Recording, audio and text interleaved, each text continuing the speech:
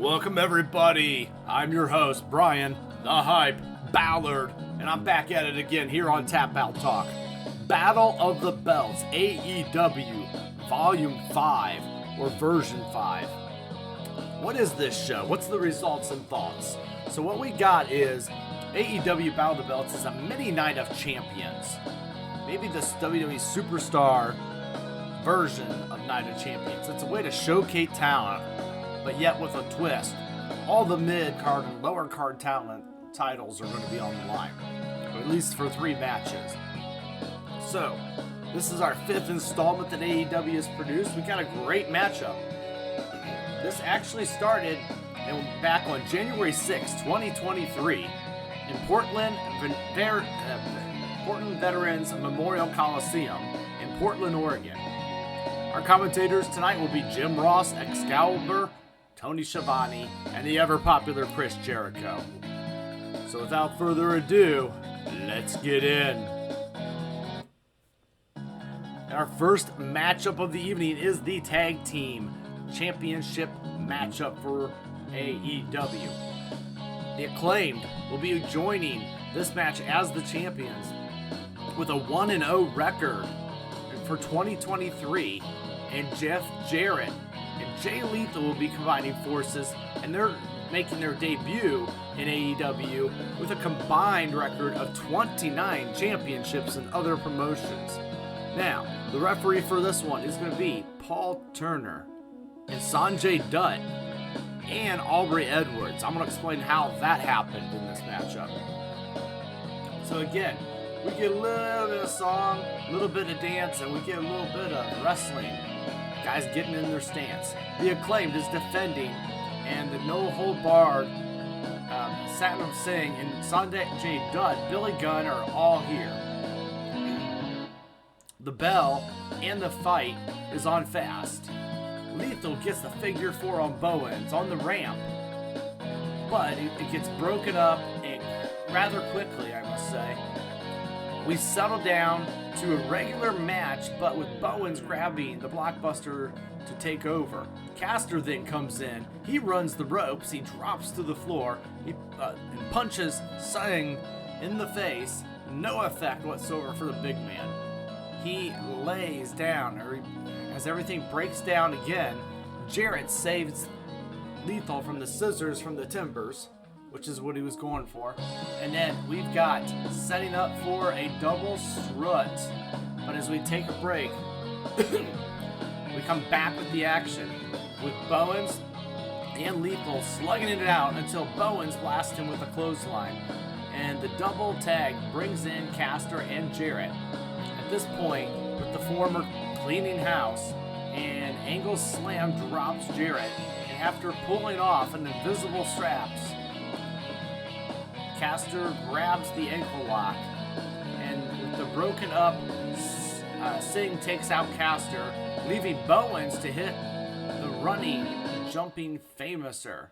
The referee got bumped in there, and somewhere, and there's a second one sliding into the count for a late 2 count. Jarrett grabs the guitar, and Gunn makes it to say bless, and blasts Singh with the guitar. A stroke takes Gunn down, but Jarrett walks into the double A from Caster.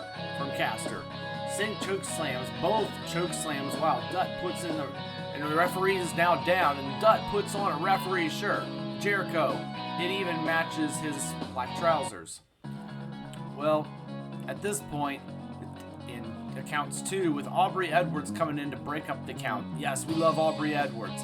She then breaks his pencil and shoves it down on his butt, and leaving Lethal to get caught with the aerial and then mic drop to retain the titles at 10 minutes and 53 seconds.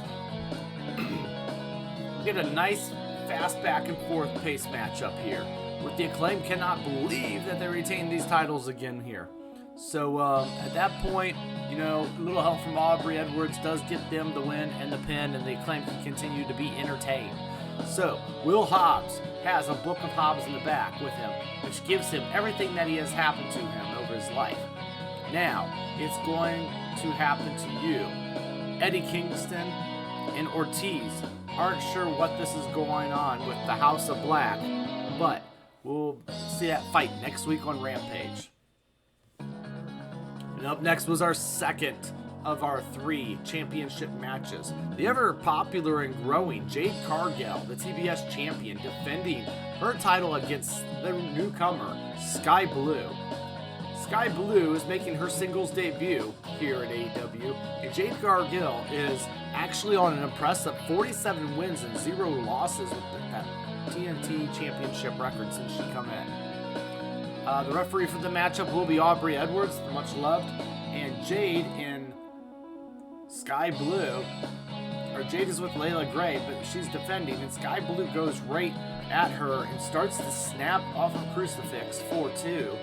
After a quick breather and a knock on the floor, Jade comes back in and knocks her on the floor with a rather hard forearm, and a choke slam on the ramp plants Blue again, but the cue Red Velvet to stare down Cargill from the stage.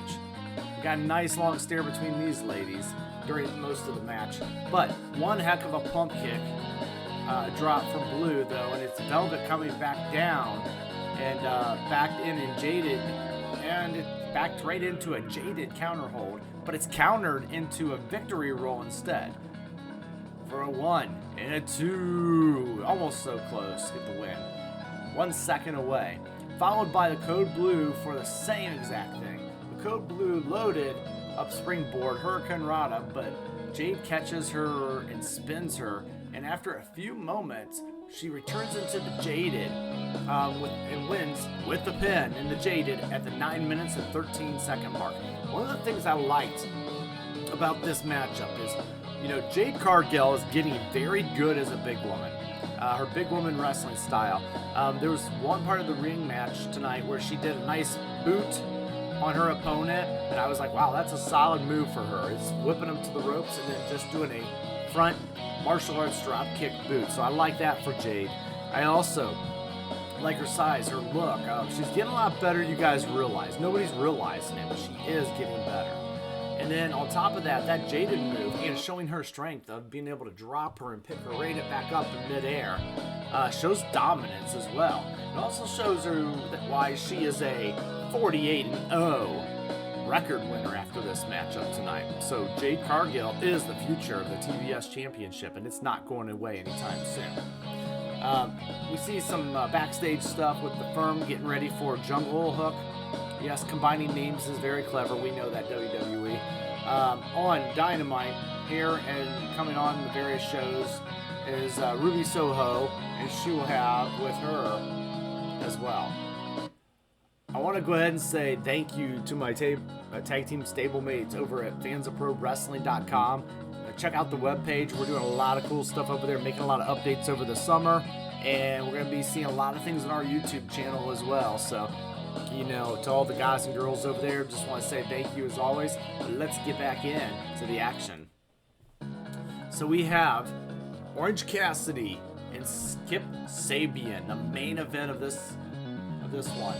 So Kip Sabian enters with a record of 8-2. That's super bad. And then Orange Cassidy enters with a record of, he's making his singles debut as champion here in 2023. Referee's going to be Paul Turner for this one. So Sabian is with Penelope Ford and is challenging, and Danhausen is here with Cassidy for some reason. And they start with getting more ticked off than usual, and Cassidy is getting a headlock off the and he's ticked off more than usual. He's getting a headlock, and then he earns Sabian a bunch of right hands, meaning it's more for a breather on the floor, really. Cue the bunny and the blade, so Sabian can hide behind the women which is enough of a distraction for the cheap shot on Cassidy.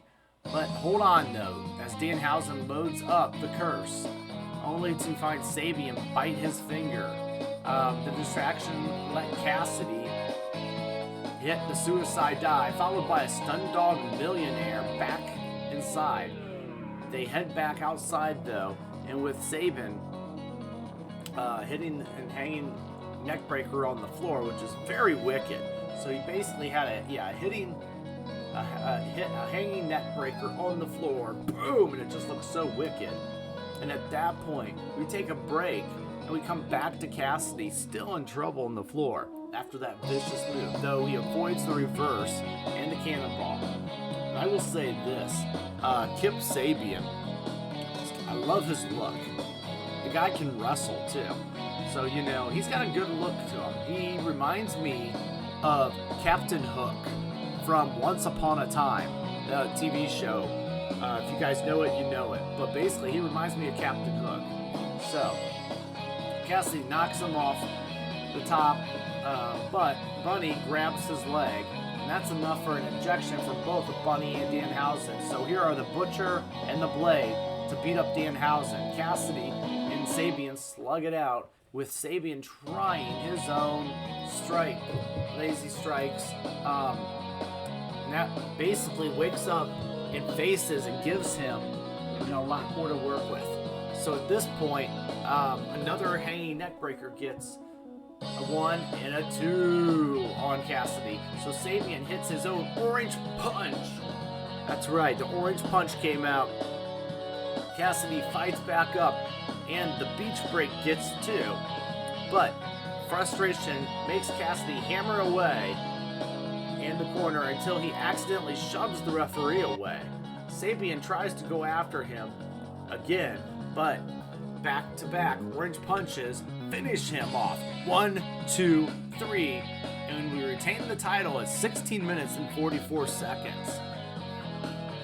Both men looking exhausted as the show goes off the air tonight. But I will say, they did a really good job of, just kind of keeping a nice paced match between these two. I think these two gel really well and told a good story. Kip Sabian does a really good job when he can pause in the middle of his matches, tell his story, and then go back to some wrestling moves. And I noticed that Orange Cassidy is very similar, like a mirror like that to him. So I think these two have a very good chemistry and could have a very fun program together. Well, guys, I want to give you my final thoughts of Battle of the Belts 2. Excuse me, this is the 5th one. Battle of the Belts 5. So AEW is getting better at this. This is the 5th go-around now, finally. And they're definitely learning the format. And the format is a mini Night of Champions. 3 titles, 3 champions, 1, 2, 3, and it's gone, right? It's not meant to stay around or outstay its welcome. And I feel like they did just that. Nice little 40-minute programs that we can come on here and talk about in less than 15 minutes, hopefully.